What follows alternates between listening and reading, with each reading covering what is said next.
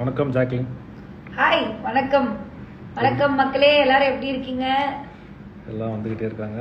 So start. Okay, வெளியே வந்த பிறகு ரெஸ்பான்ஸ் எப்படி இருக்கு? சூப்பரா இருக்கு. பா, இவ்வளோ லவ் நம்மளுக்கு இருக்கா வெளியில? இது தெரியாம நம்ம உள்ள வந்து ஐயோ அப்படின்னு ஒரு ஏதோ ஒரு இடத்துல நம்ம யாருமே பாராட்ட மாட்டாங்களேன்னு பயங்கரமா ஏங்கி இருப்போம். உள்ள வெளியில வந்தா உனக்கு வா, நாங்க இவ்வளோ லவ் தரோம் அப்படின்னு நிறைய மக்கள் இருக்காங்க அப்படின்னு புரிஞ்சுக்கிட்டேன். ரொம்ப ரொம்ப ஹாப்பியா இருக்கு. ஆக்சுவலி இங்கே நிறைய லவ் வந்துட்டு இருக்கு. என்னது? நிறைய லவ் வந்துட்டு நிறைய இருக்கீங்க. love வந்துட்டு ஸோ நீங்கள் வெளில வந்தோடனே ஃபஸ்ட்டு பண்ண விஷயம்னா என்ன விஷயம்? நான் வெளியில வந்து ஃபர்ஸ்ட் போய் எங்க மம்மியும் பார்த்தேன். அதுக்கப்புறமா வந்துட்டு என் ஃப்ரெண்ட்ஸோட நிம்மதியா கொஞ்ச நேரம் உட்காந்து இந்த ஃபில்டர்லாம் போடாம நம்ம பேசி நம்ம மனசுக்கு தோணுனதை நம்ம பேசிட்டு கொஞ்ச நேரம் அதுக்கப்புறம் நிம்மதியா போய் தூங்கினேன் என் பெட்ல. அதுதான் நான் பண்ண ஃபர்ஸ்ட் விஷயம் வெளில வந்த உடனே.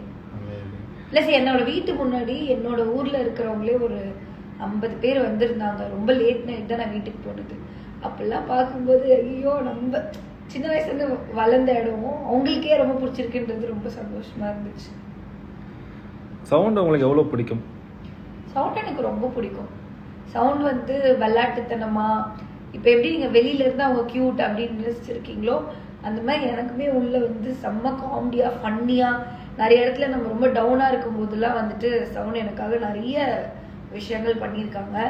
பிளஸ் அதான் சொல்றேனே, எல்லார்கிட்டயுமே எல்லாமே நல்ல விஷயங்கள் மட்டும்தான் நம்ம எதிர்பார்க்க முடியுமான்னு அப்படி இல்லை.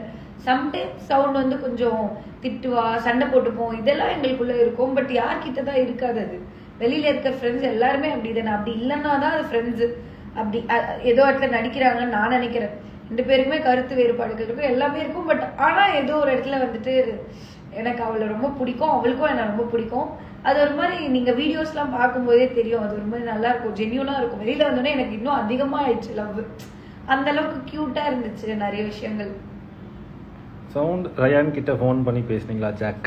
எஸ், ஃபர்ஸ்ட் வெளியில வந்ததுக்கு அப்புறமா பிக் பாஸ்ல இருக்க கண்டஸ்டன்ஸ்ல யாருக்கிட்ட நான் பேசினேன்னா சவுண்ட் கிட்டேயும் ரயான் கிட்டேயும் தான். நான் ரயானுக்கு ஃபோன் பண்ணேன், ரயான் சவுண்டுக்கு ஃபோன் பண்ணி நாங்கள் 3 பேர் கான்ஃபரன்ஸ்ல பேசினோம்.